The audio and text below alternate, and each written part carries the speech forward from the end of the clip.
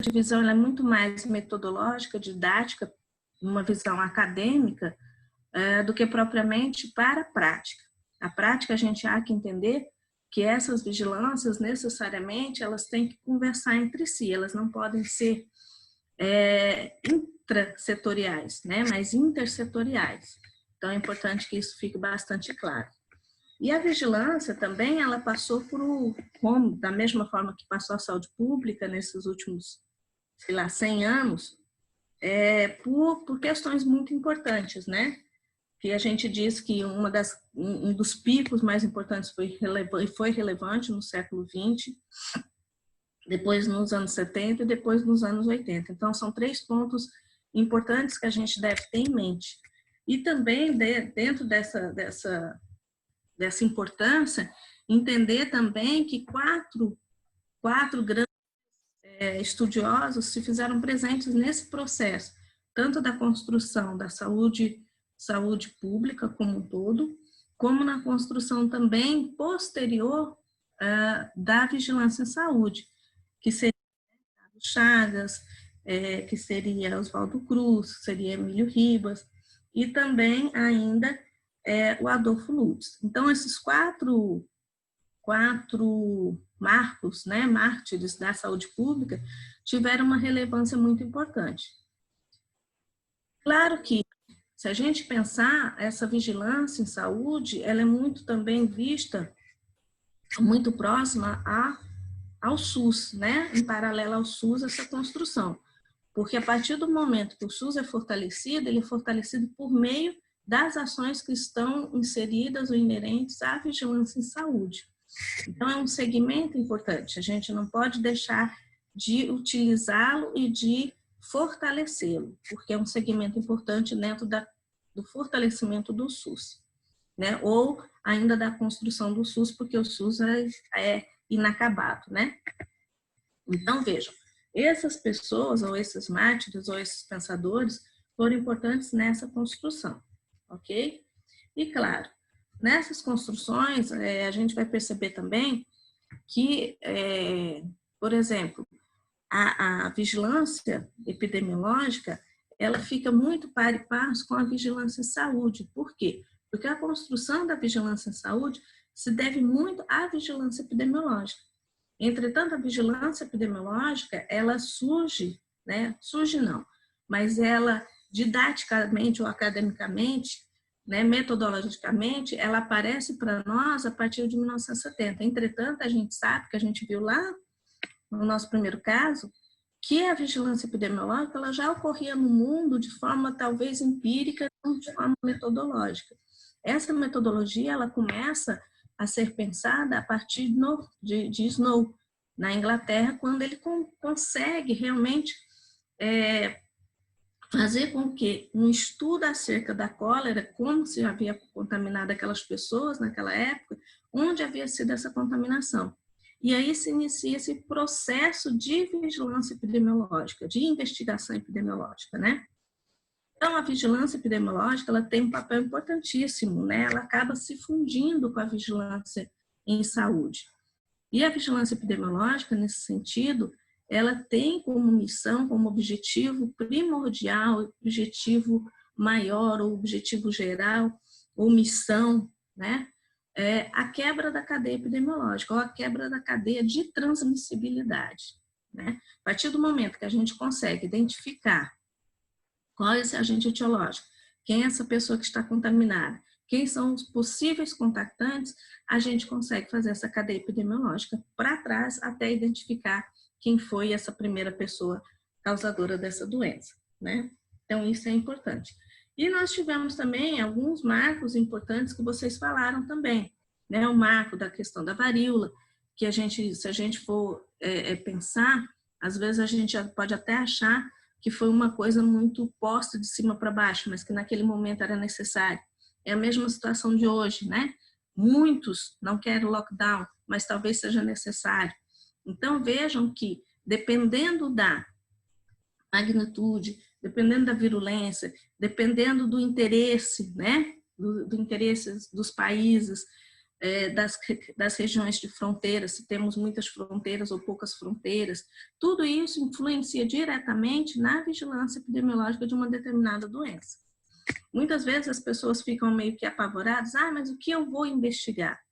Né? Depende da doença que você vai investigar. Então, é necessário que você saiba pelo menos o agente etiológico ao qual você está debruçado estudando. Mas professora, se eu não souber sinais e sintomas dessa doença, não tem por que ficar desesperado também, porque a própria ficha de notificação que eu vou estar mandando para vocês, ela é autodidata. Então, ela mesmo já questiona o que é necessário a ser questionado quando dessa investigação. Tá? Bom, em relação à vigilância em saúde, deixa eu abrir aqui para eu ir tendo um roteiro, senão a gente acaba se perdendo no tempo. Vocês disseram também que a vigilância epidemiológica ela é startada a partir do momento da notificação compulsória. Mas, entretanto, essa notificação compulsória pode vir bem depois de um determinado ruído lá no território ao qual vocês estão inseridos. Pode vir de uma rua, pode vir de um bar, pode vir da própria unidade de saúde. Não quer dizer que essa informação ela seja fidedigna, mas é um indicativo de se estar vigiando e de se estar investigando. Então, é importante que fique claro que as fontes de dados, tanto elas podem ser fidedignas ou não. Isso quem vai dizer ou chegar à conclusão é a equipe que vai fazer a investigação epidemiológica. Então, você pode ter fonte de dados, como a gente falou, a própria notificação compulsória, ruídos que venham do território, da própria unidade de saúde, pode vir por meio da televisão, pode vir por meio do rádio, desde que citada a fonte, né? Pode vir de laboratórios, deve vir de laboratórios, deve vir de cemitérios, né? Da declaração de óbito, deve vir de hospitais, tanto faz se são hospitais específicos para doenças transmissíveis ou não. Pode vir de fundações, né, de hemocentros. Então, vejam que há uma gama de fontes de dados. Entretanto, há que se buscar a fidedignidade desses dados. Eles não podem ser tidos, num primeiro momento, como fidedignos. É necessário que se investigue. Então, por que a gente notifica? Qual a importância de se notificar? A notificação, ela é um instrumento em nível do território nacional que faz com que os serviços públicos, né, desde o sistema local, que é a unidade de saúde, até o sistema federal, que é o Ministério de Saúde, tenham um panorama de como estamos em relação às doenças transmissíveis. Oi? Alguém quer falar? Oi? Estão me ouvindo? Normal? Estamos ouvindo, professora. Tá. Então, vejam. Professora. Tá, então, continuando. A notificação compulsória ela é importante para se ter um panorama em nível nacional de como estamos em relação às doenças transmissíveis, às violências, às epizotíases, né, que são termômetros para se identificar possíveis outras doenças do tipo dengue, do tipo chikungunya, né? Então, outros tipos de doenças.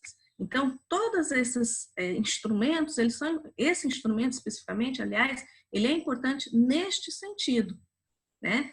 E daí, claro, a gente tem um panorama de doenças relacionadas, ditas de comunicação compulsória, que são 48, se vocês olharem lá a atual lista, a atual portaria 264 de 2020, né?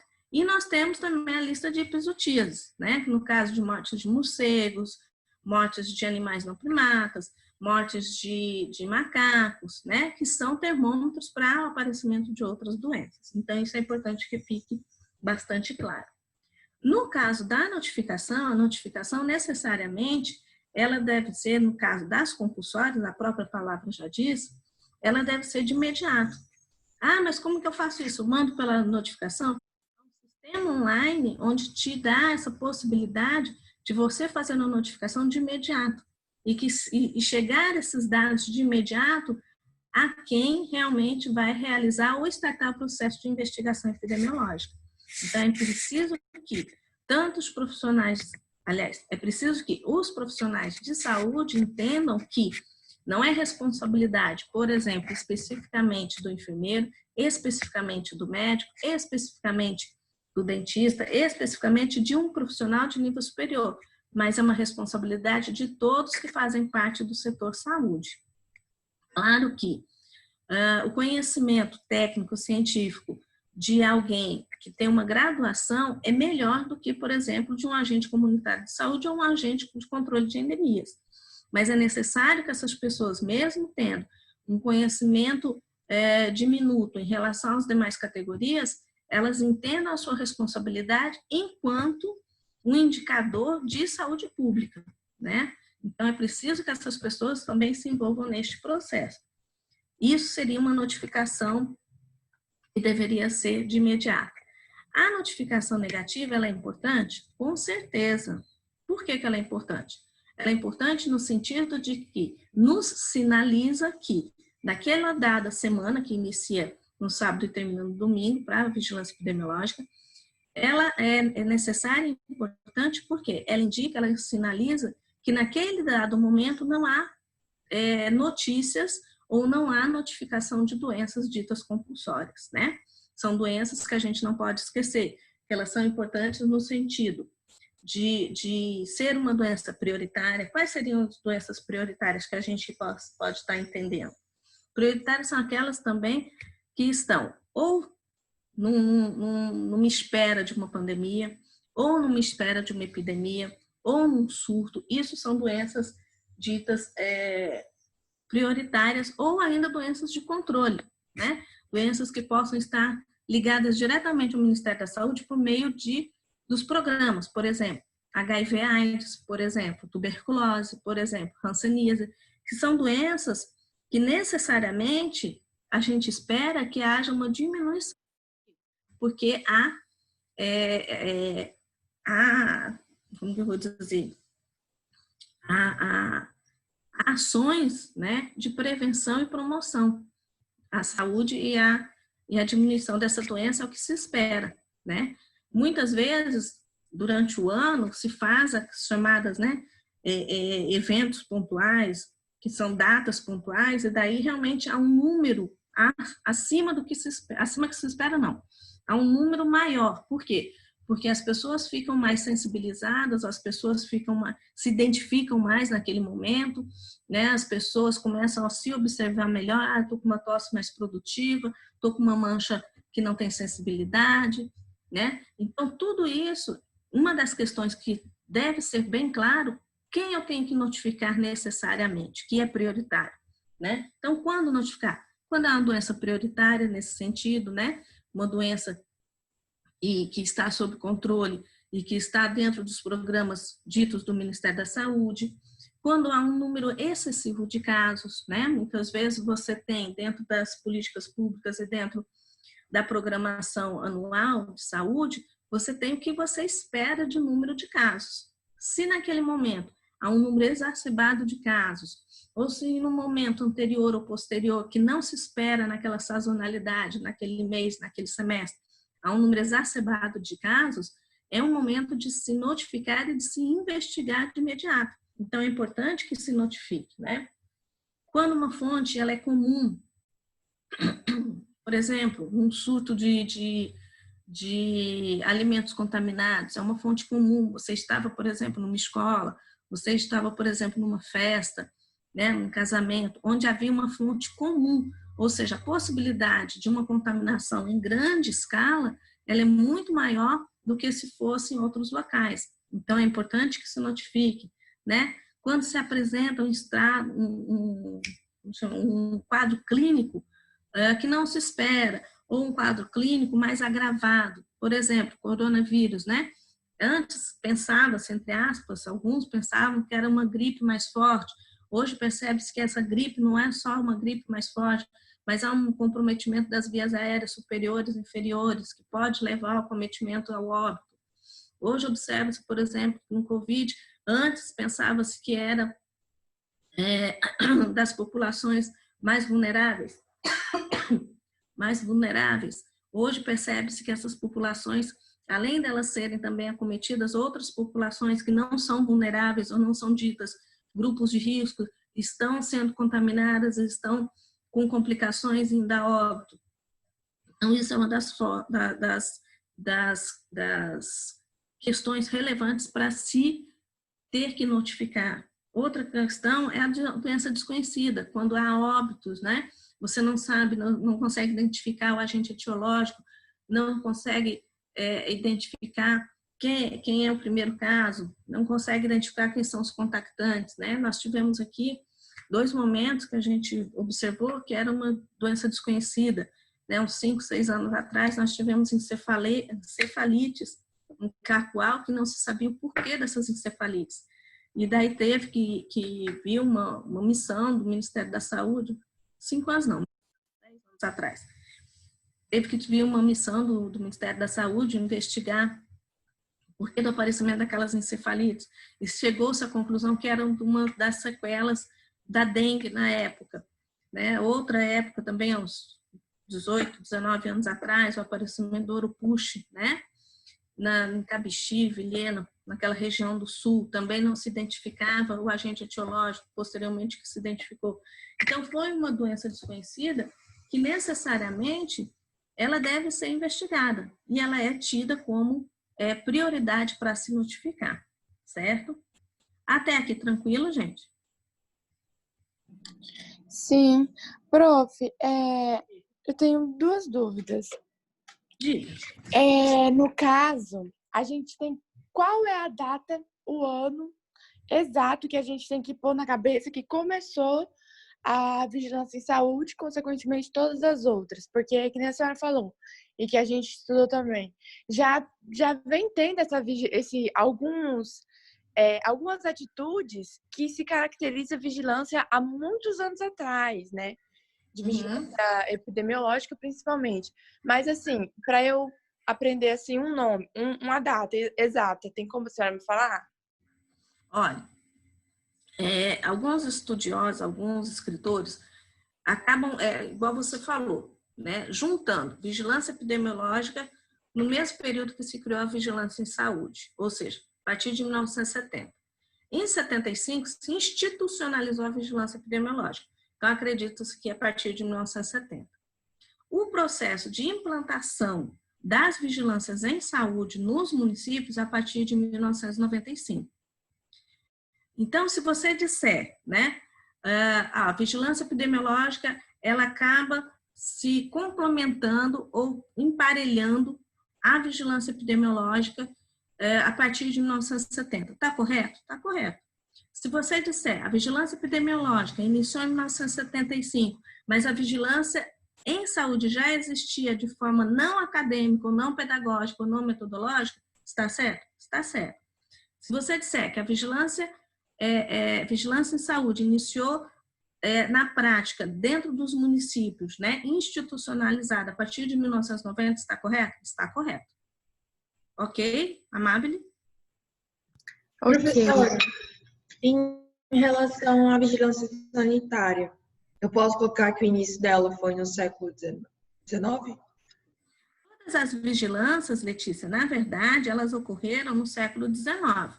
Se a gente for analisar, é porque a gente não, no caso mais vocês, não tem tanto tempo da busca, né, de artigos que elucidam essa situação. Mas todas as vigilâncias, com ressalva ambiental, todas elas foram construídas no século XIX, 18 e 19, vindo de um modelo estrutural da Europa, que vocês bem conhecem, né, com a construção da medicina social também.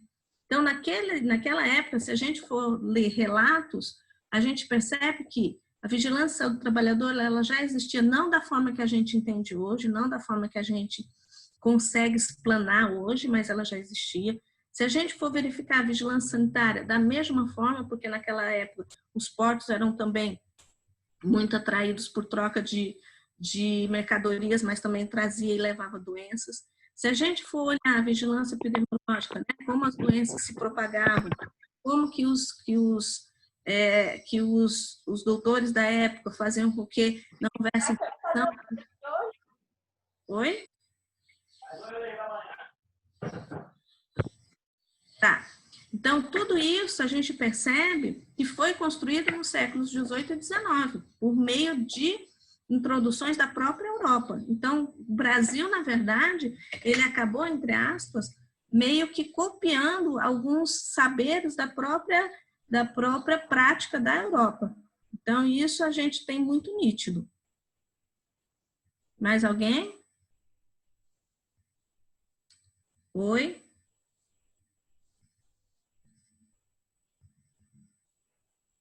Prof, e aí também a gente, enquanto médicos ou enquanto qualquer outro profissional da saúde, no momento que tem a suspeita, que já tem que, só de suspeitar, tem que, como é que fala?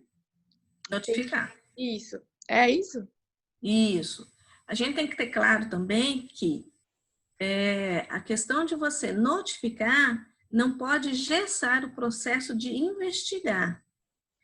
Você pode ter uma pessoa que está com uma suspeita e, em paralelo a isso, você starta o processo de investigar, né? Saber de onde ela veio, saber sinais e sintomas, saber quais foram os últimos contatos, né?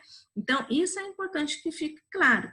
Você notifica, mesmo que seja suspeito, e em paralelo faz a investigação, tanto dele, né, de um caso individual, quanto dos supostos casos, ou dos contactantes desse caso. Ok? Ficou claro, Amábile? Aí a gente, por exemplo, a gente está suspeitando que aquele paciente tem HIV. Aí a gente vai notificar naquela suspeita e depois a gente vai fazer todo o processo, né, para poder ele fazer o exame. E aí a gente tem que mandar a resposta se foi sim ou não, né? Isso, não depois. Sempre pensar em paralelo. No caso de notificação compulsória, nunca é para depois, sempre é em paralelo, tá? Por exemplo, essas doenças, né, que a gente disse, doenças que têm um número exacerbado, doenças que são de controles do Ministério da Saúde, no caso HIV, que devem ser notificadas de imediato e investigadas de imediato. Necessariamente, você já tem que fazer a notificação de caso suspeito e, ao mesmo tempo, startar o processo de laboratório, startar o processo de investigação epidemiológica dos contactantes dessa pessoa, entendeu? Então, você necessariamente tem que fazer 3 processos ao mesmo tempo. Notificar caso suspeito, investigar caso suspeito e, se esse caso suspeito se tornar positivo, notificação novamente para que esse caso entre no sistema como caso positivo, não mais suspeito. Deu para entender, Amábile? E os demais? Sim. E tem uma fichinha também, né, que a senhora falou, que a gente tem que seguir essa fichinha. Tem nas UBS, essas coisas? Eu vou mandar para vocês algumas fichas, não todas, claro. Algumas fichas que necessariamente elas devem estar disponíveis dentro das unidades de saúde. Todas as outras, elas devem estar. Entretanto, como há algumas que não são tão comuns dentro do Brasil ou dentro de algumas regiões, então elas podem não estar disponíveis naquele momento.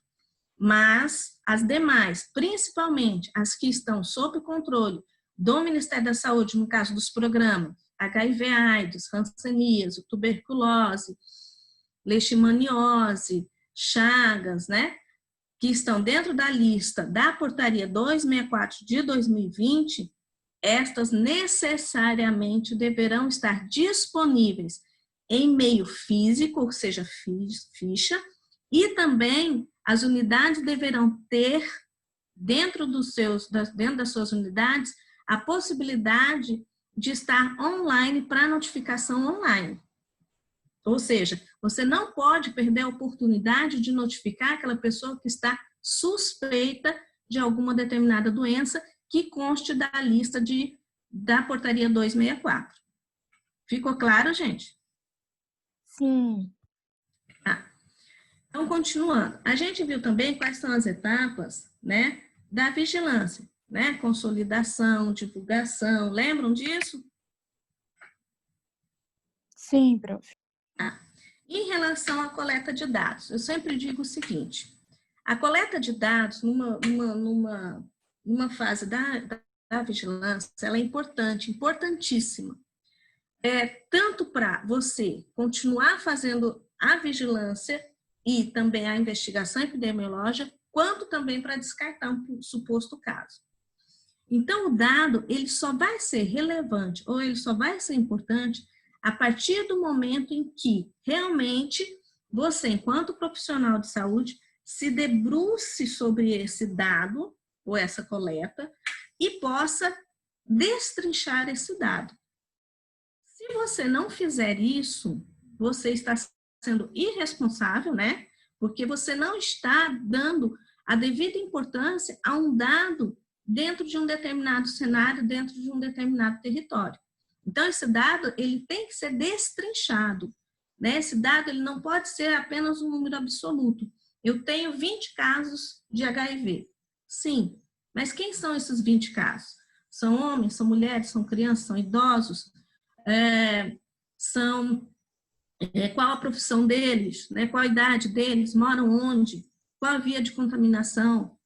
Então, esse dado absoluto, ele necessariamente precisa ter um olhar diferenciado, precisa ser estudado para que você possa realmente entender quem é aquele número ali. Ele não é somente um número, é preciso que a gente se debruce sobre aquele dado.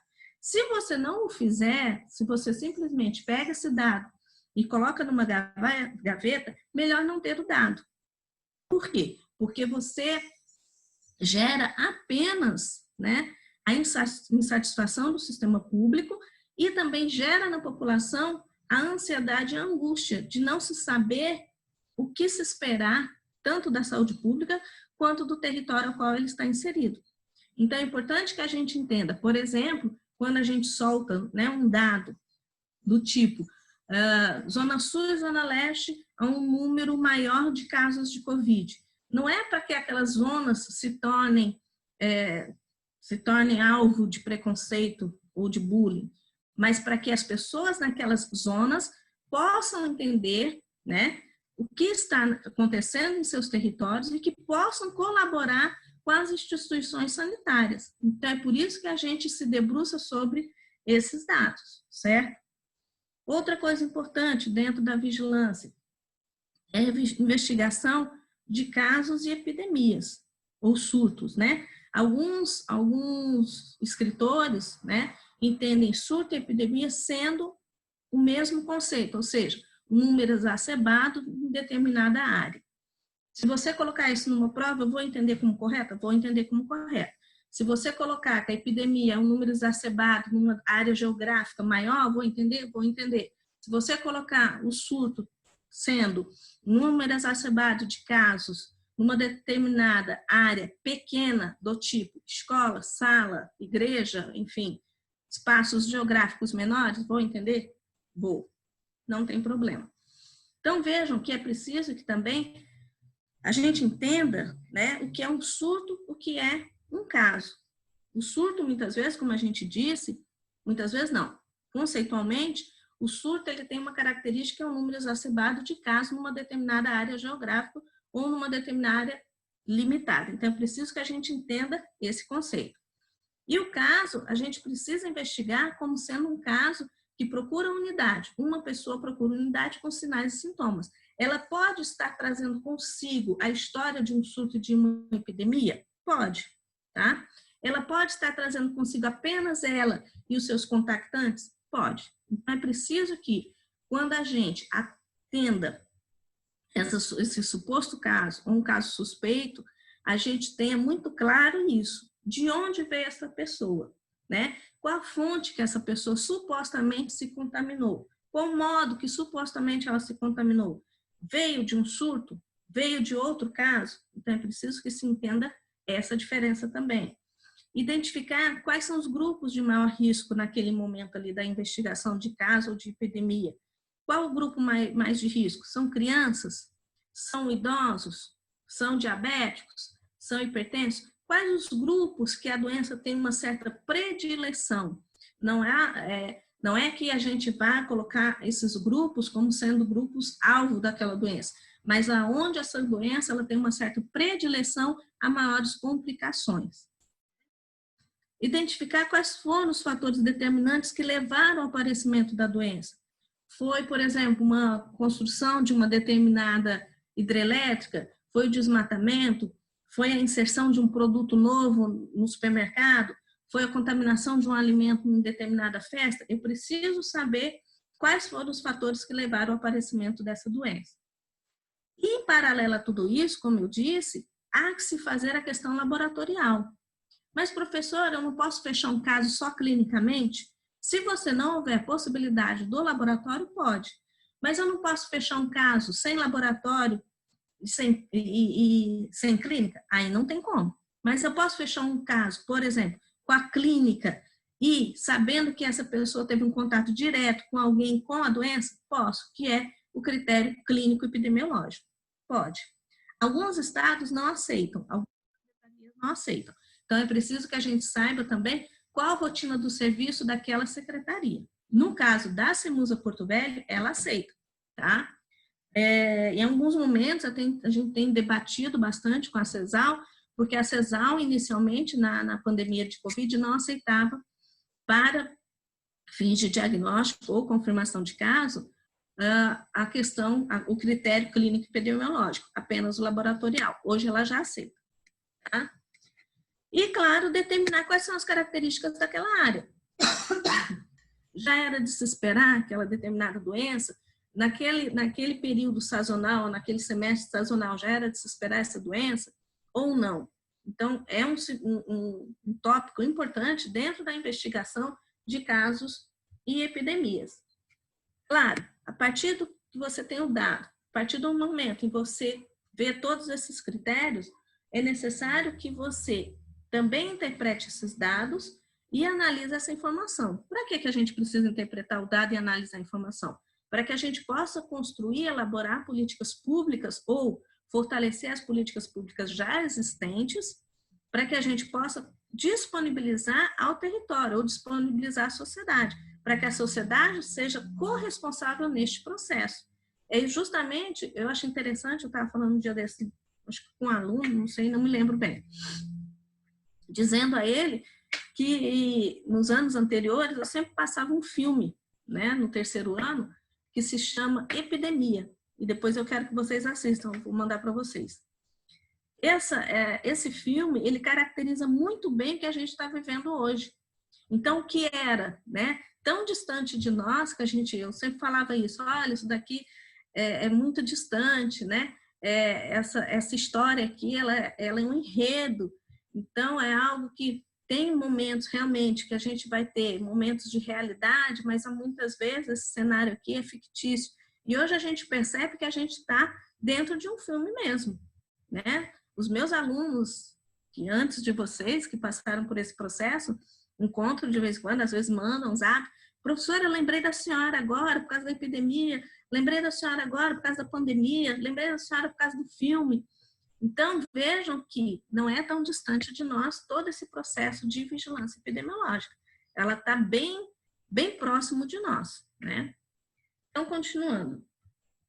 E a partir do momento em que você tem o dado, que você se debruça deste dado, que você identifica de onde veio, qual a forma de contaminação, o que possa ter levado, no momento em que você se debruça sobre tudo isso, que você cria ou fortalece instrumentos que possam quebrar a cadeia epidemiológica, que possam quebrar a cadeia de transmissão, que a gente não pode esquecer disso em relação à vigilância epidemiológica, aí sim a gente cria recomendações e medidas de controle, né? Que a gente tem dentro do próprio Covid.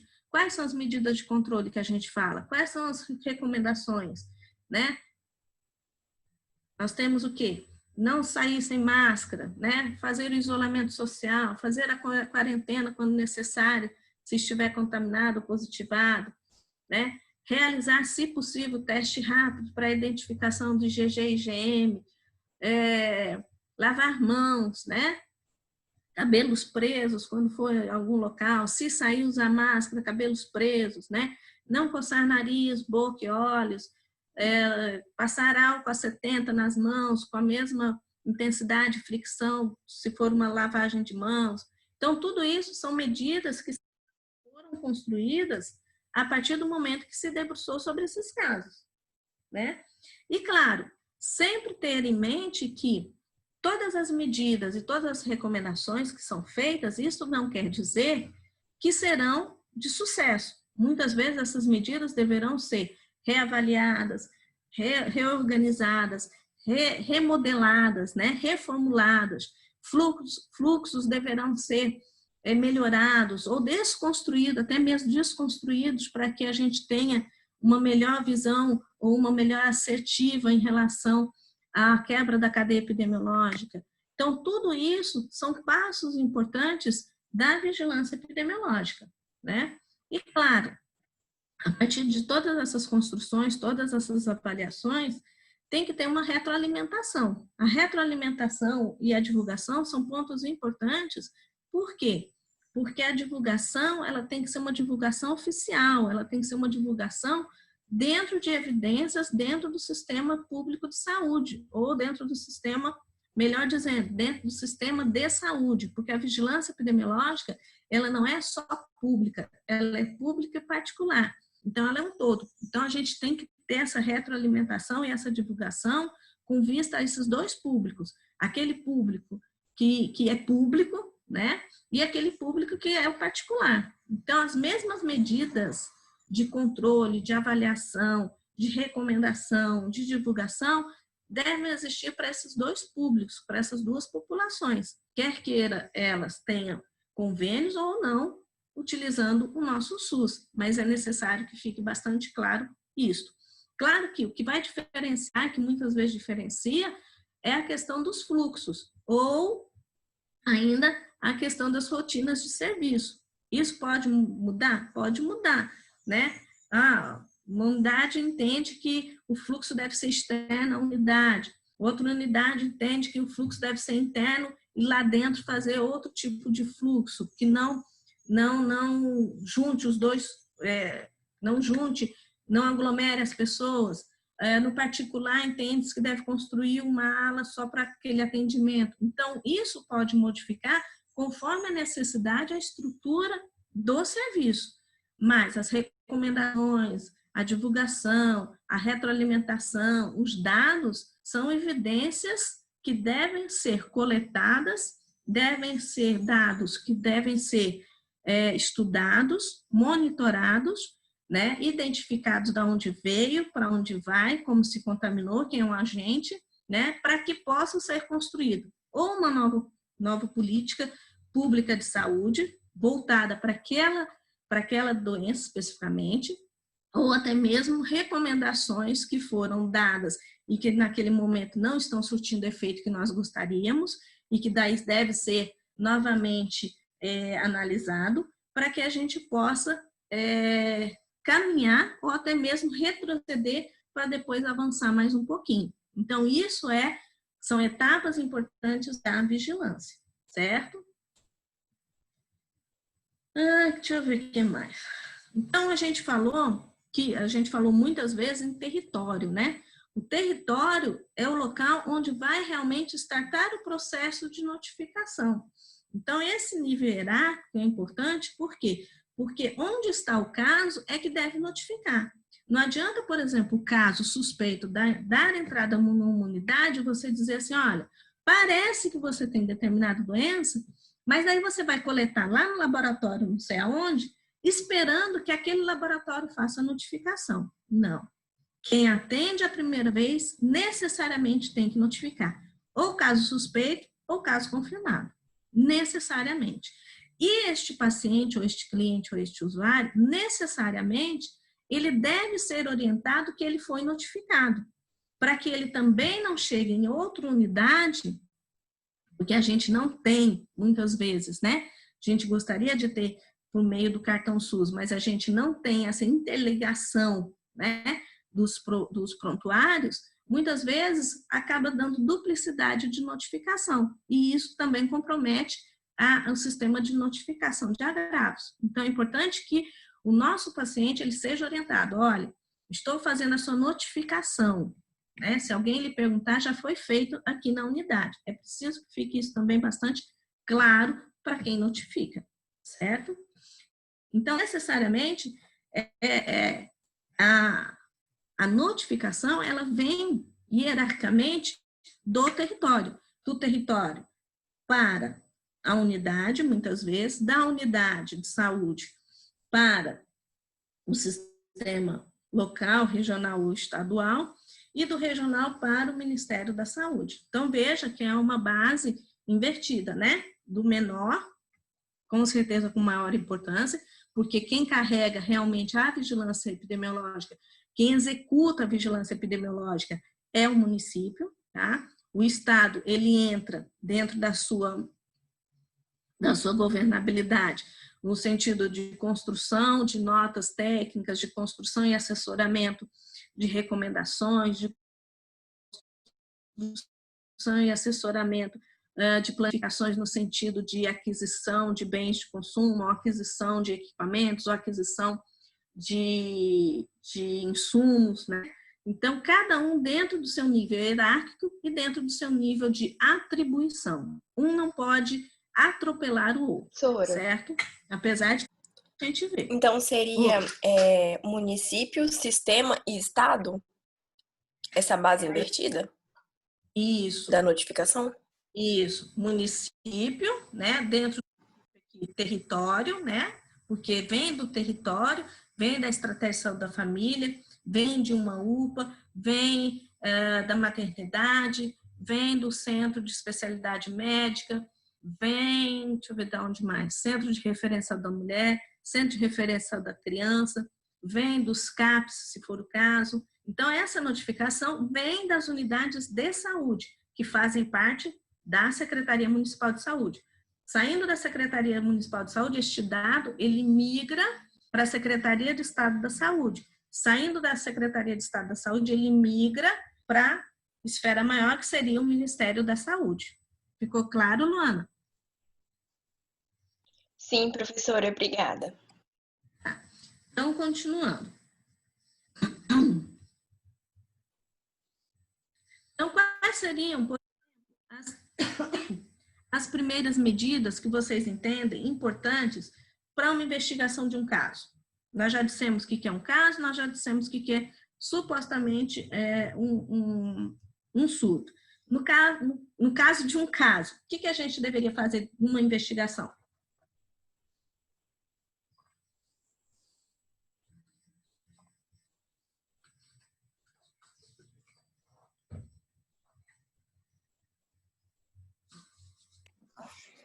Solicitar exame, professora? Solicitar os exames da pessoa, dependendo do que for, a gente manter essa pessoa em quarentena. Perfeito. E quem faz isso? Senhora? E quem faz isso? O médico. Perfeito. Então, necessariamente, a gente tem que providenciar uma assistência médica a esse paciente, né? Para que esse paciente, igual você falou, possa ser assistido, claro, dentro das características da determinada doença, na solicitação de exames, na possibilidade de quarentena ou isolamento, na possibilidade de encaminhamentos ou não para outros tipos de diagnóstico. Perfeito. O que mais? Por exemplo, eu tenho um médico, você disse muito bem, inicia lá no médico. Esse médico é recém-formado, né? Claro, ele tem a graduação dele, ele tem o conhecimento dele que ainda talvez não seja o suficiente, então ele precisa do quê? Encaminhar o paciente para o especialista. Isso nós já fizemos lá, o médico já encaminhou, o médico, né, já fez toda a solicitação de... Professora, uma suspeita antecipada, assim, sabe? Você ter uma visão melhor ou uma visão, assim, uma ligação rápida de alguma possível doença de notificação compulsória, sabe? Já ter isso na cabeça, que pode sempre aparecer. Então, o que a gente precisa? Ter uma qualidade da assistência. E essa qualidade da assistência, ela perpassa pela questão de você ser capacitado. Não é o fato de você ser graduado que muitas vezes te dá segurança suficiente para atender. Isso fica muito claro hoje para nós, enquanto município, no sentido de que muitos graduados em medicina, recém-formados em medicina, podem ser excelentes, né, na vida acadêmica. Entretanto, quando vai para a vida profissional, alguns deles se sentem tão inseguros, né? Não no sentido de menosprezar, no sentido, é medroso. Não, inseguros no sentido de que não tem a vivência da prática, que é muitas vezes comum, não só aqui. E daí eles abandonam o emprego, né? Eles pedem a exoneração. O grande problema, por exemplo, das nossas UPAs hoje são as exonerações, são os pedidos de demissão. Por quê? Porque os recém-formados, muitas vezes, né, saem com uma bagagem muito boa acadêmica, teórica, e que passam no concurso público, passam no processo seletivo, quando vão para a prática, se desesperam um pouco. Então, é necessário que, além dessa assistência médica ao paciente, a gente entenda que esse nosso profissional também, não só médico, ele deve ser qualificado, ele deve ser treinado em serviço, né? Porque muitas vezes você pode ter tido lá uma aula de UTI, de ventilação mecânica, né? O que é um EPA, o que é um filtro hermeticamente fechado.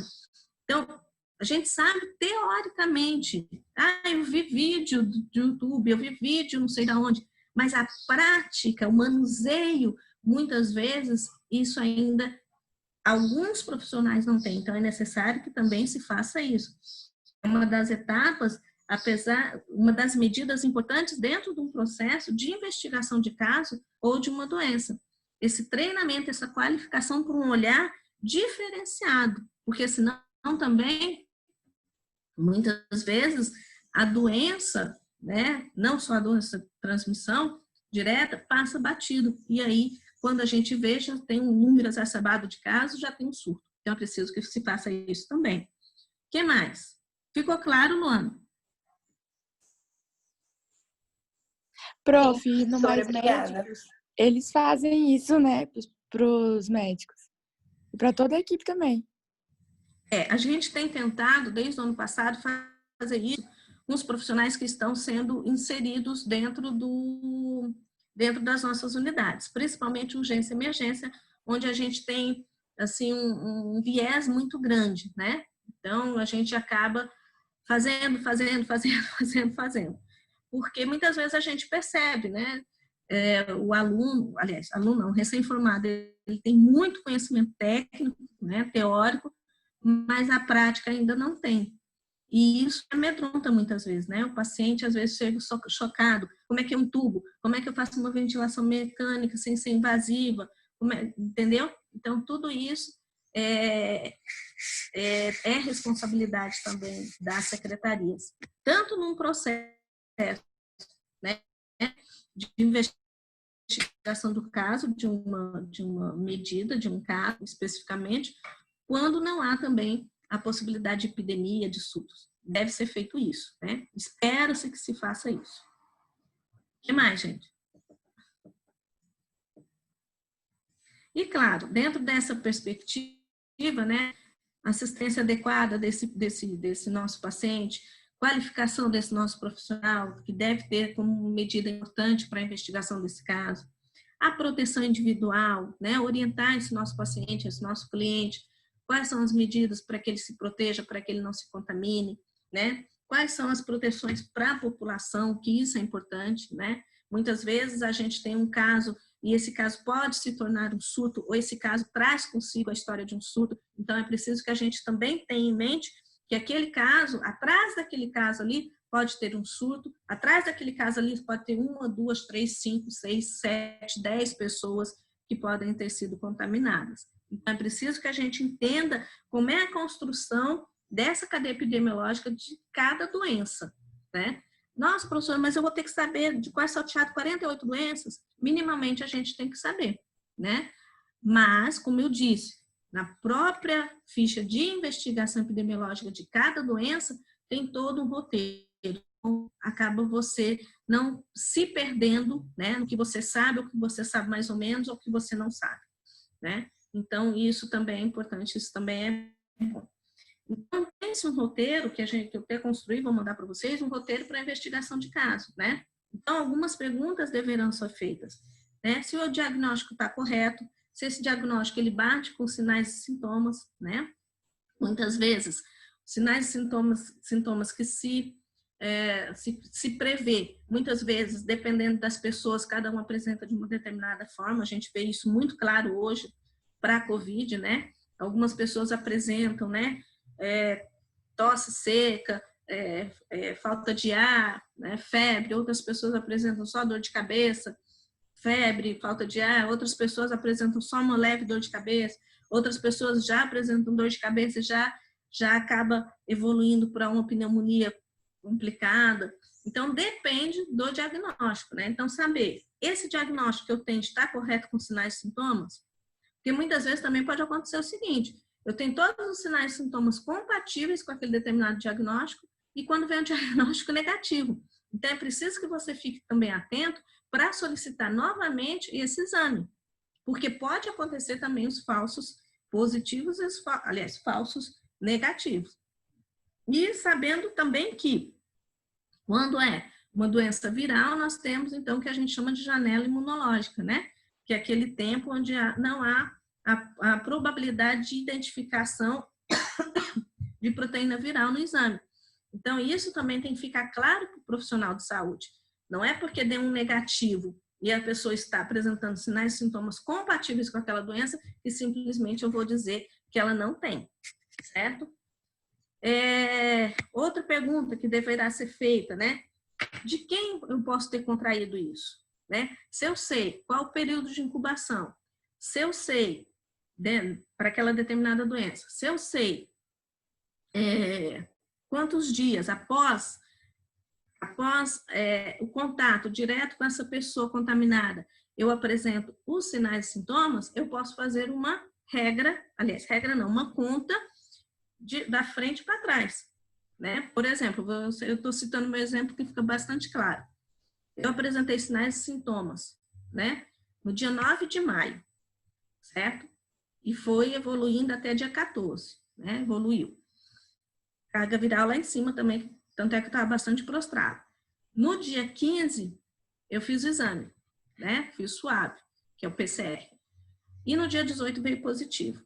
Então, se eu apresentei sinais e sintomas para a COVID, que eu já sabia, né, que era positivo, eu conto da data dos primeiros sinais e sintomas, que foi dia 9, e eu sei que para a COVID, especificamente, o primeiro contato, após 5 dias, apresenta os primeiros sinais e sintomas, eu conto 9 menos 5 dias para trás. Então, provavelmente, no dia 4 eu me contaminei. E daí eu fui na minha agenda, fui olhar lá o que eu tinha feito no dia 4, né? Então, eu tive uma reunião no dia 4, uma reunião com os NEPs, que são os Núcleos Descentralizados de Educação, justamente das UPAs, né? E tive uma reunião da sala de situação do COVID. Então, essas duas possibilidades, onde eu possa ter sido contaminada. E daí a gente faz um estudo em cima disso. Quais as pessoas que estavam ali? Quais as pessoas que eu tive contato mais próximo? Quais pessoas que estavam ali que apresentaram sinais e sintomas? Quais pessoas que estavam ali que apresentaram sinais e sintomas e tiveram diagnóstico positivo? E aí eu vou fazendo a rastreabilidade ou a investigação epidemiológica até chegar em quem me contaminou. Então, foi dessa forma que eu já sei quem me contaminou e nós já conversamos e realmente chegamos à conclusão. E daí ela também já tinha feito, né, esse parâmetro de contaminação com outra pessoa para saber de quem ela tinha sido contaminada. Então, é importante saber de quem você contraiu, porque a partir do momento que você sabe isso também, ou tem a possibilidade, você consegue fazer a rastreabilidade de outros casos, né, e evitar possivelmente uma epidemia e uma pandemia. Que mais? Saber se dessas pessoas, né, podem ter sido infectadas pela mesma fonte de infecção. Isso é muito relacionado aos casos de surto alimentar, né? Porque nós temos uma fonte comum, que é o alimento. Então, isso é muito mais voltado para surto alimentar. E saber que esse caso ainda pode transmitir a doença, né? Saber qual o período de incubação do caso. Se eu tenho sinais e sintomas, se eu sei que o período de incubação é aquele período ali de transmissibilidade, são, no caso do Covid, 14 dias, a partir do 15º não há mais possibilidade, entretanto há estudos que identificam que até o 21º, entretanto, até o 14º, a virulência, CD4, CD8, ela já está caindo, então a possibilidade de contaminação é menor. Saber que nos primeiros 3 a 5 dias da contaminação, a virulência é alta, CD4 está lá em cima, então a possibilidade de transmissibilidade é alta. Fazer com que essa pessoa, né, ou seja, esse caso, ele entenda que ele deve se proteger e proteger ao outro, né, neste período, para que não haja transmissão. Então, tudo isso é um roteiro específico para a identificação de um caso. Então, é preciso que também a pessoa entenda como abordar esta pessoa suposta ou suspeito ou sabidamente diagnosticado, para que ele entenda da sua responsabilidade enquanto um segmento, um ator dentro do sistema público ou dentro do sistema particular de saúde. Até aqui tranquilo, gente? Sim, prof.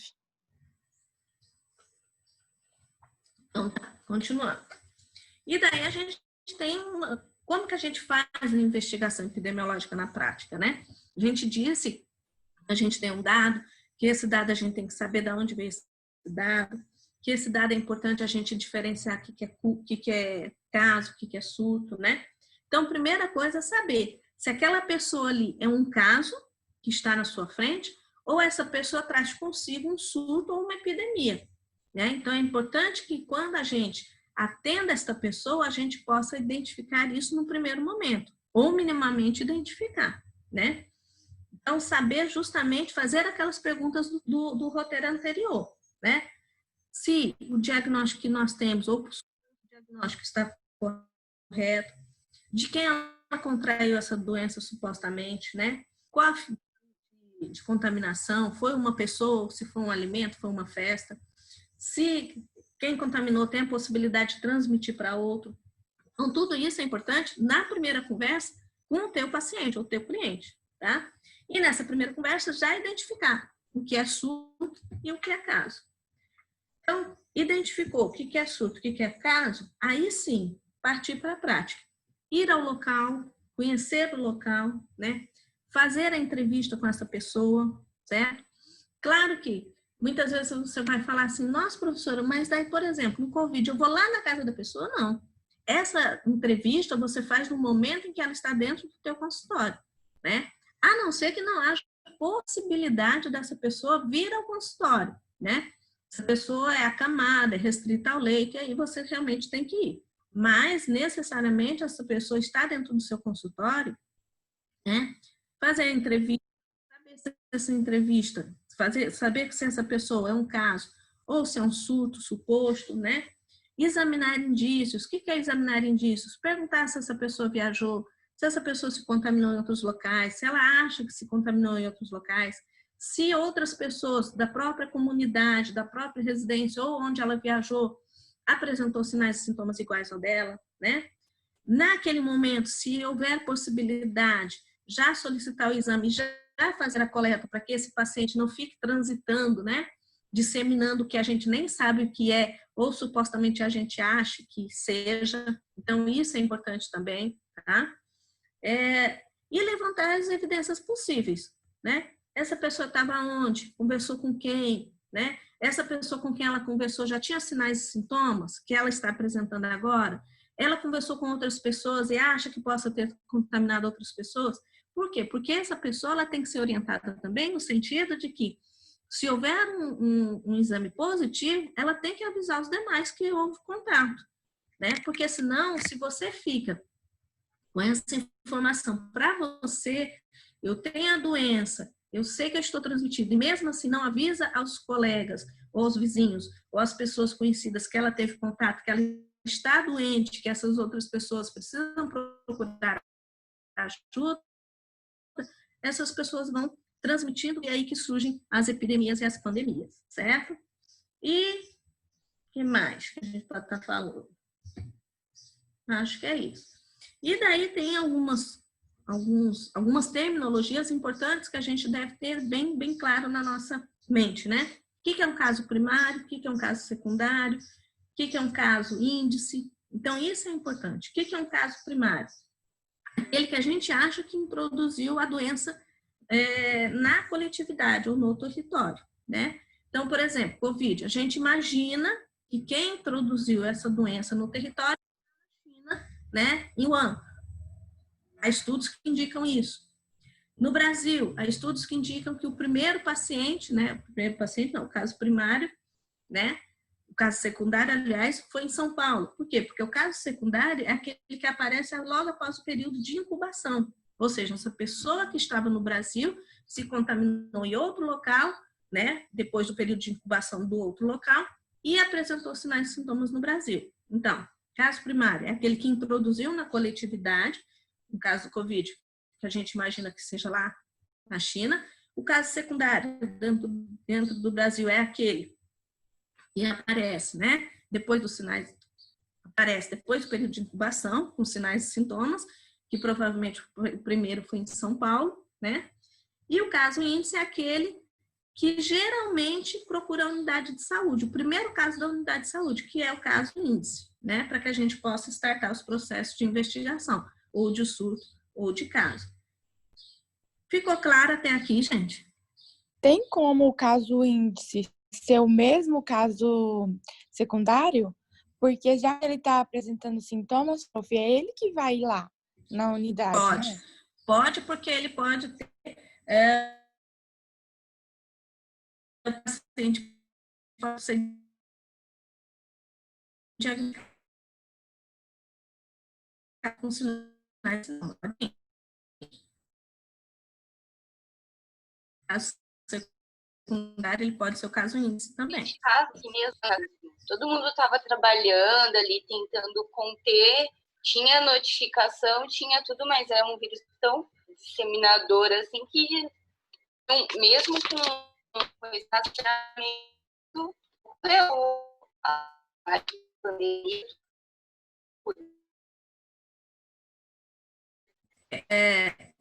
O vírus, primeiramente, é um medicamento específico, né? A gente trabalha muito na perspectiva de sinais e sintomas, né? Diminuir sinais e sintomas para a doença viral. E espera-se que o corpo humano dê conta, né? Então, muitas vezes, no caso da COVID, né? Como o vírus, ele tem uma virulência, se dá muito rápido. Então, por mais que nós tivéssemos feito todo possível, digamos, né? Até mesmo o lockdown, no início da pandemia, né? Mesmo assim, se existisse a possibilidade de um vírus, apenas um vírus circular, seria a possibilidade de disseminar pela carga viral dele. Isso é uma primeira situação. A segunda situação é que ele é bastante mutante. Então, quando você consegue isolar uma parte da proteína dele para identificação e suposta elaboração de uma vacina, ele já se modificou. É a mesma questão do HIV. O HIV ele tem uma virulência alta, uma disseminação rápida e também ele é mutante, bastante mutante. Então, por isso que você não consegue isolar para uma futura vacina. Perfeito, Tônia, é isso aí mesmo. Claro que se todo mundo, né, diminuir suas saídas, se todo mundo diminuir seus passeios, claro que isso diminui a possibilidade da circulação do vírus. Claro, isso é óbvio, né? Já está constatado. O que a gente quer hoje é que realmente aconteça isso, que as pessoas entendam que, por mais que você esteja com máscara, você não pode ficar zanzando por aí. Por quê? Porque as máscaras, elas não, dependendo do tipo de máscara, ela tem uma eficiência de 55%, de 99%, depende da máscara, né? Então, as pessoas, muitas vezes, eu fico assim, apavorada, quando eu saio na rua e tá lá, né, a pessoa, por exemplo, né, correndo, 2, 3 pessoas correndo de máscara, e acha que tá realmente protegendo e protegendo aos demais. Não tá, Por quê? Porque a eficácia e a eficiência dessa máscara está comprometida, né? Por causa da umidade que se faz ali. Se a pessoa tiver de batom, também compromete a eficácia dessa máscara. Então, tudo isso deve ser colocado de forma muito clara à população, né? A população, ela não está entendendo, eu acho que não está entendendo ainda o que é realmente, como se transmite realmente. As pessoas acham que, sabe, eu só vou transmitir aqui, estou sem máscara, transmito. Mas sim, a máscara também, se você não usar corretamente, se não for uma máscara adequada, vai acabar transmitindo. E daí, por isso que a gente fala, se puder, não saia de casa. Se for sair de casa, seja rápido, breve e com máscara. Se não for uma coisa de emergência, de necessidade, primeira necessidade, evite, né? Mas as pessoas, não sei, ainda não têm esse nível de entendimento, né? E daí a gente está patinando realmente, né? Secando o gelo, né? Tá bem complicado, tá bem difícil. O que mais, gente, que a gente pode estar conversando? Prof, por exemplo, o corona, né? Ele está sendo uma pandemia. Ele vai se tornar uma doença de notificação compulsória, porque agora ele está sendo, no momento da pandemia, mas obrigatoriamente por ele ter sido a causa de uma pandemia, ele vai se tornar uma doença de notificação compulsória depois? A gente acredita que sim. Por quê? Quais são as doenças que entram como notificação compulsória, né? Aquelas doenças que eu disse, né? Que tem um número exacerbado, doenças desconhecidas, as doenças que estão sob controle, as doenças que têm magnitude, vulnerabilidade altas, que têm comprometimento internacional. Então, tudo isso são critérios para a inserção de determinadas doenças na relação de doenças de notificação compulsória. A gente acredita que vai ser sim. Outra coisa, prof, eu não entendi muito bem aquela parte que a senhora falou. Primeira coisa que a gente vai fazer é identificar se é um surto ou se é um caso. Eu entendi a diferença dos dois, mas, por exemplo, na minha frente ali eu vou estar vendo um caso. Se não tiver tendo um surto sobre aquilo, vai ser um caso. Mas como que eu vou falar que é um surto aquilo lá para mim? Você necessariamente tem que conversar com esse teu paciente no sentido de questioná-lo. Por exemplo, vamos supor que ele chegou para você... Professora, e essa pergunta da Mabel faz sentido, porque como a rede não tem uma comunicação, como você mesma falou, né? Não tem uma comunicação, assim, abrangente, então, pois é, como é que a gente vai saber se é um caso ou um surto? Por isso que é importante, Amável e Luana, conversar com o paciente. É no momento da entrevista que você vai supostamente identificar como caso ou surto, tá? O surto, geralmente, a pessoa chega para você e fala o seguinte, geralmente, olha, eu estou apresentando isso, aquilo, mas meu vizinho também estava. Aí, nesse momento que ele fala que o vizinho estava, que o familiar estava, que alguém estava, é o momento que você tem que falar o seguinte, mas vocês estiveram no mesmo local? Vocês comeram alguma coisa que seja a mesma coisa? Vocês estiveram numa festa? Vocês estiveram numa igreja? Por quê? Porque o surto, geralmente, dependendo das características, ele geralmente é uma fonte comum. Então, por isso que você tem que sempre pensar em locais comuns, onde estavam aglomerados, né? Então, por isso que daí você tem que perguntar isso para o teu paciente. Se, por exemplo, teu paciente chega e fala assim, eu tô com catapora, varicela, né? Aí eu chego e falo assim, olha, né, eu apresentei essas feridinhas aqui, tá coçando. A minha vizinha teve. Aí você questiona, mas tua vizinha teve em algum local? Você teve em outro local? Não, só falei com ela. Então é um caso, não é surto. Sempre a pessoa, sempre o paciente, o cliente, o usuário, ele vai te dar pistas, né? Se é caso ou se é surto. Por isso que você tem que conversar com o teu paciente e investigar com quem ele conversou e onde ele conversou, com quem ele esteve e onde esteve, com quem ele esteve e da onde ele veio. Entenderam? Seria a partir de 2 ou 3 pessoas para ser considerado surto? Isso, perfeito, isso mesmo. De 3 a mais pessoas é considerado um surto, tá? Diga. Entendi, prof. Obrigada. Tá ótimo, né? Claro que, foi o que eu falei, para alguns estudiosos, surto e epidemia são a mesma coisa. Montarroy diz que é a mesma coisa, que é um epidemiologista. Outros dizem que não, né? Mas isso também vai do olhar do profissional, certo? Por exemplo, a Maripili, ela disse agora, se eu tiver mais de 3 casos, eu posso considerar um surto? Pode. Por quê? Porque é um olhar da Amabile enquanto, entre aspas, naquele momento, uma investigadora epidemiológica. Ok? Ficou claro, Amabile? Sim. Tá. O que mais, gente?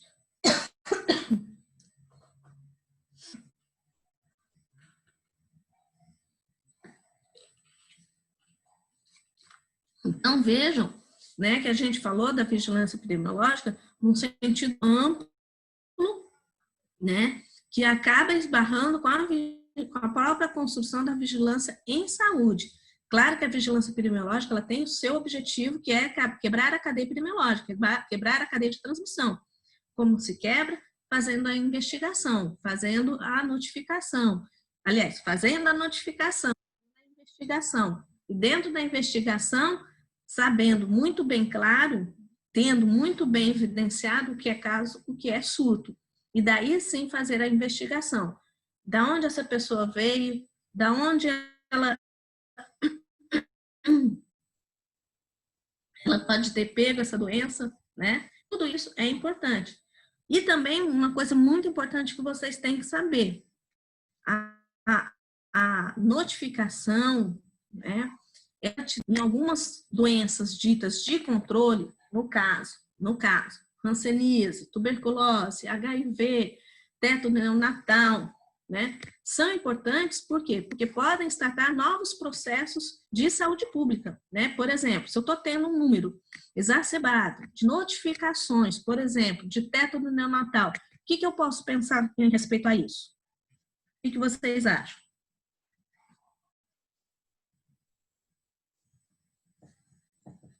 Numa infecção no hospital, né?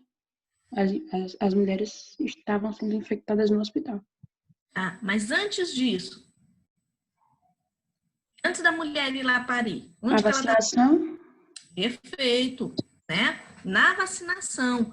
Ou seja, se eu estou tendo um número exacerbado de teto neonatal, né? Que, claro, eu vou evidenciar, eu vou identificar lá na frente, durante o parto, eu quero dizer o quê? Que o sistema público da atenção primária não está sendo suficientemente bom no sentido de vacinar as gestantes para tétano. Então, isso é um termômetro, né, para a gente ficar muito atento à atenção primária. Da mesma forma, por exemplo, tuberculose. Se eu estou tendo um número exacerbado de crianças com tuberculose, quero dizer o quê? Que lá atrás, né, quando essa criança quando essa criança nasce e na própria maternidade é vacinada com BCG, necessariamente não está sendo adequado. Pegando ainda o gancho, BCG, vacina BCG, em que braço que é feito?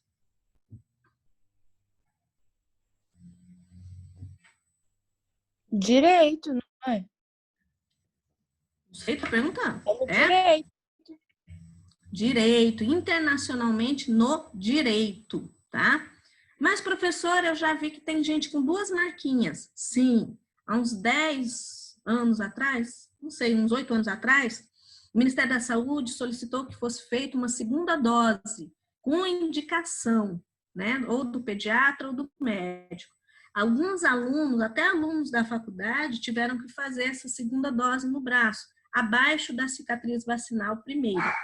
Então, muitas vezes, vocês vão poder ver também duas cicatrizes, tá? Mas hoje em dia é apenas uma, retornou apenas uma cicatriz. Então, no braço direito, internacionalmente. E a marca da varíola? Qual é?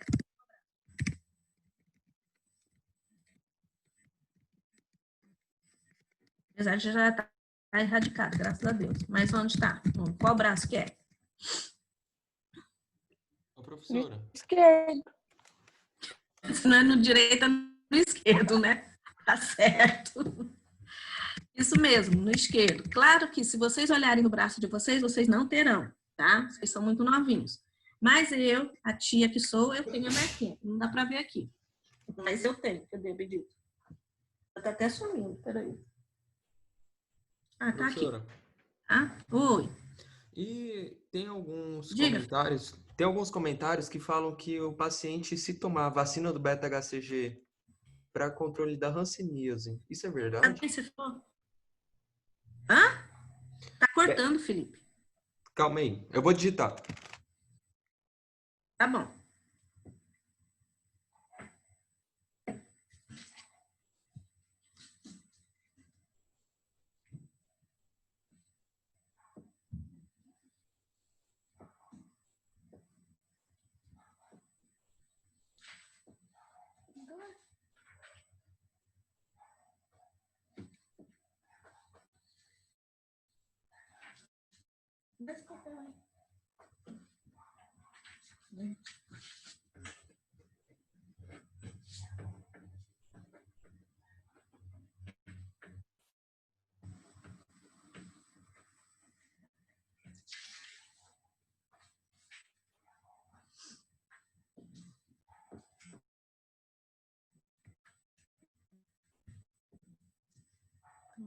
Beta-HCG para controle.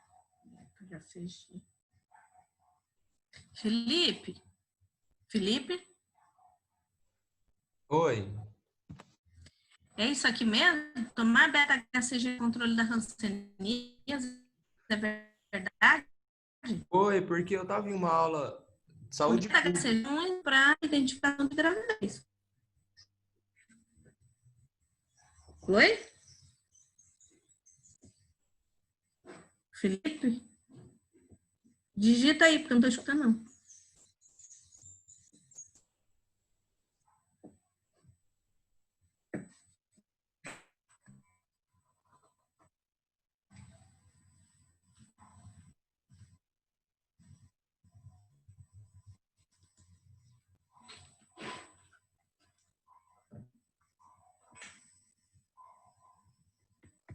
Felipe, você consegue escutar?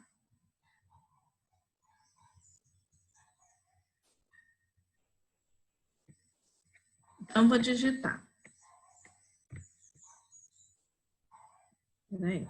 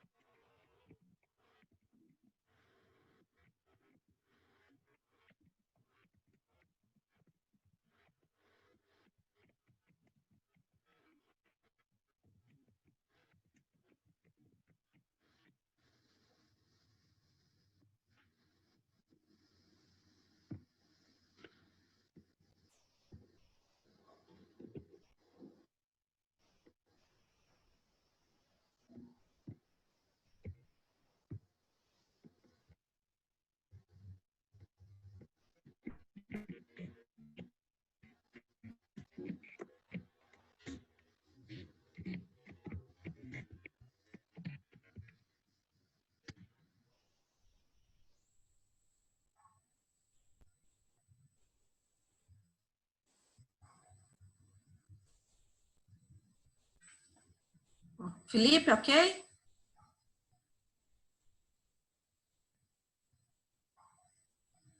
Oi. Ok, professor. Ah, eu realmente, eu havia ouvido não em relação a beta-HCG, em relação à célula placentária, né? mas não sei te informar como é que esse estudo finalizou ou se está tendo algum estudo de controle, né? Mas eu posso verificar, me cobra apenas para eu verificar. Continuando, gente, até aqui tranquilo. Fechamos, então, vigilância epidemiológica e vigilância de saúde, podemos considerar como fechado? Sim, muito bom esse fechamento, hein, professora? Parabéns, gostei. Parabéns para nós, né? É uma construção coletiva. Só ficou falando, e não dá certo. Então, vamos passar. Vocês viram que eu mandei dizendo que o caso 3 e o caso 4 são o mesmo, né? Sim. Tá? Por quê? Porque no caso 3, quando a gente fala lá, né, sobre aparecimento de episodias, sobre aparecimento de doenças, né, de notificação, sobre a possibilidade de pandemias, de epidemias, né, a gente também está falando sobre os CIEVs. Hoje em dia, muitas vezes, vocês devem ter ouvido falar em CIEVs, né? Talvez mais do que nunca. O CIEVs é um centro de informações epidemiológicas de saúde pública que justamente cuida, né, especificamente de tragédias, catástrofes, desarrancamentos, desmoronamentos e doenças de notificação epidemiológica, aliás, compulsória epidemiológica imediata, que tem a sua importância em saúde pública, tanto nacional, que a gente chama de SPI, quanto internacional, quanto a gente chama de SPI, né? Então, o que a gente quer que vocês trabalhem agora, olhando com o olhar da saúde coletiva dentro desse caso que a gente que vocês já conhecem. Qual a sua importância, qual o seu objetivo, né? Quais as etapas de vigilância, certo? Para que a gente possa realmente fechar o que é vigilância epidemiológica. Ficou claro, gente? Sim. Então, uma das questões é essa. As outras duas é em relação às etapas da vigilância, é isso? Não lembro mais. Quem está aí? Felipe, você está aí com as perguntas norteadoras? Ou Amable, ou Luana? Quem está aí?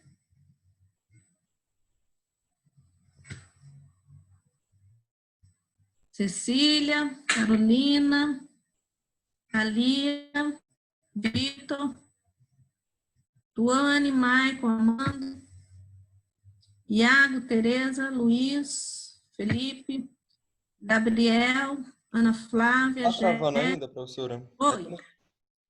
Oi, Felipe. Tá me escutando ou tá muito baixo, tá travando?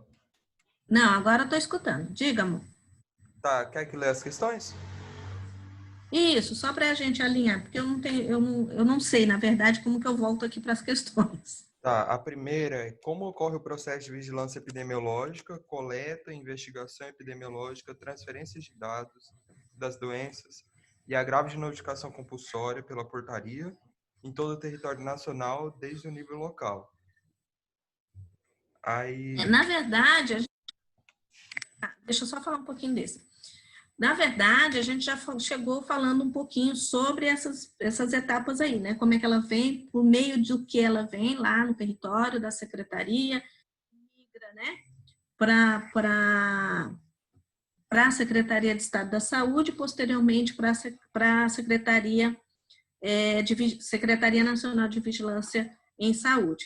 Então, a gente já acabou tratando um pouquinho disso. O que eu quero é o seguinte: qual o sistema que a gente utiliza dentro da perspectiva território? Como é que a gente utiliza? Como é que esse fluxo que acontece? Quem pode notificar? Essa notificação, ela passa por onde e chega até onde? É isso que eu quero nessa primeira aí, que a gente acabou falando um pouquinho. Na 2, Felipe. Doutora, 2 como se dá a investigação epidemiológica de um caso ou de um surto? Quais são as etapas e os seus conceitos? Isso, também nós já acabamos falando um pouco, né? Como é que isso acontece. Mas daí eu gostaria que vocês colocassem de forma bem acadêmica como isso acontece, para que a gente possa fechar redondinho com vocês, tá? E a terceira é que a gente não acabou não falando muito. Aliás, não falando, né? Que é o CIEVS, se não me engano. Isso, conceitue CIEVS, quais são os seus objetivos, aspectos históricos, fluxograma, eventos de relevância nacional e internacional. Isso, né?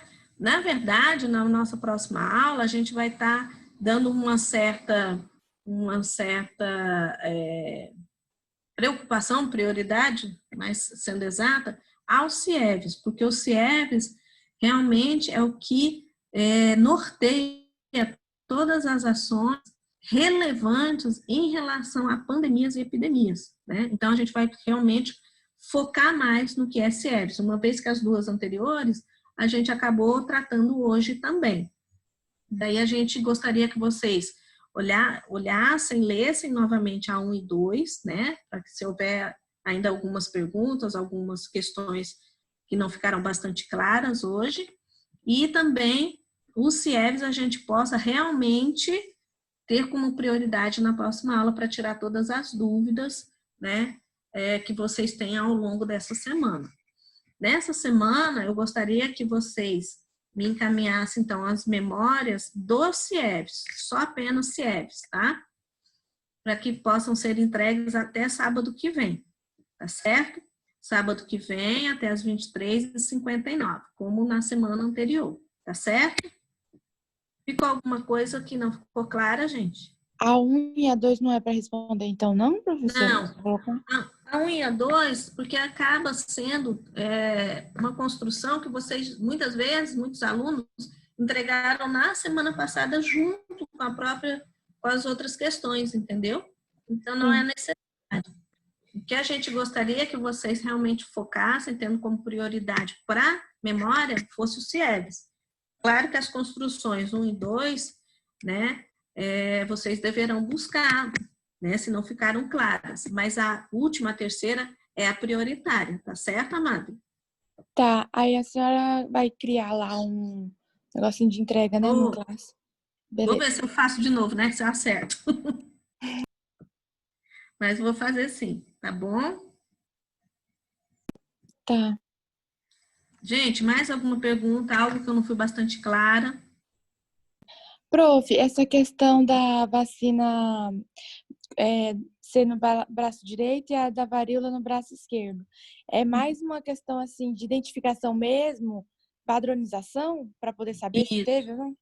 Isso, é uma convenção internacional, tá? Onde quer que você vá, a BCG no braço direito e a varíola no braço esquerdo. Qualquer local que você vá.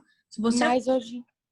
Diga, amor. Diga. Mas hoje em dia não tá tendo mais essa da varíola, né? No esquerdo só não. Isso, não existe mais, né? A varíola tá erradicada. Não existe mais, tá? Mas as pessoas mais antigas, se você tiver avô, avó, né? Se é bastante jovem, avô e vó talvez tenha. Ou quem tem Beleza. provavelmente tenha. Tá bom? E a BCG, não esquecer, né? Que é bacilo Guerin, né? Kalman Guerin, necessariamente no braço direito. Muitas vezes vocês podem, né, se deparar com pessoas que têm duas marcas, duas cicatrizes vacinais para BCG, tá? Dependendo da idade dessas pessoas, pode aparecer, porque na época, né, uns 8 anos atrás, salvo engano, nós tivemos muitos casos, né, de crianças que haviam sido vacinadas, mas que não desenvolveram anticorpos para a vacina. E daí teve que fazer uma segunda dose, tá certo? Aí fez no geral, né? Até em quem tinha desenvolvido ou não, né? Isso. Quem tinha desenvolvido ou não. Até acadêmico entrou nisso. Se vocês pegarem alunos de 8 anos atrás aí da faculdade, se vocês conhecerem, né, pergunte para eles, né, que hoje já são profissionais, pergunte para eles, você fez a segunda dose da BCG? Provavelmente muitos deles têm. Ô, prof, por que fica essa mancha e as outras não ficam e essa fica? Na verdade, isso daí é uma cicatriz vacinal. Quando o vírus não, perdão. Quando a bactéria entra em contato, né, ela é ID, intrandérmica. Então, sobe, né, uma pústulazinha, cria-se uma pústulazinha, né, uma ferida com pus. E aquilo ali, quando baixa, ele fica aquela cicatriz vacinal, né? É próprio da vacina. Cada vacina, ela deixa em nós uma cicatriz vacinal, muitas, por meio de partículas de proteínas, né? Tanto é, por exemplo, Covid, né? Não tem vacina para Covid. Então, você tem um mecanismo de prevenção, que é a criação de anticorpos. Então, você tem lá a presença de IgG. Isso é uma memória, né, dentro do teu corpo humano, não é externo, é interno, que diz que você teve a doença, ou entrou em contato com a doença e desenvolveu anticorpos, né? Cada tipo de mecanismo, ele te deixa uma memória, ou por meio da vacina, né? Que é passivo, ou por meio ativo, que é a produção de anticorpos. Entendeu? Sim, acontece a mesma coisa com a da varíola, né, na época, porque ela também deixa a marquinha. Deixa a marca também. Ah, tá. Diferente, né? É uma marca mais amarronzada, né? E ela não tem a erupção e não tem essa queda, né? Não consigo achar outro nome aqui, né? Essa vulcanização igual a BCG. A varíola, ela é plana e amarronzada. Ok? Ficou claro? Ficou claro, prof. Mais alguma coisa, gente? Que a gente não falou, esqueceu, ou dúvidas? Oi? Não, professora, tudo certo. Podemos fechar hoje? Sim, professora. Então tá. Então vamos ficar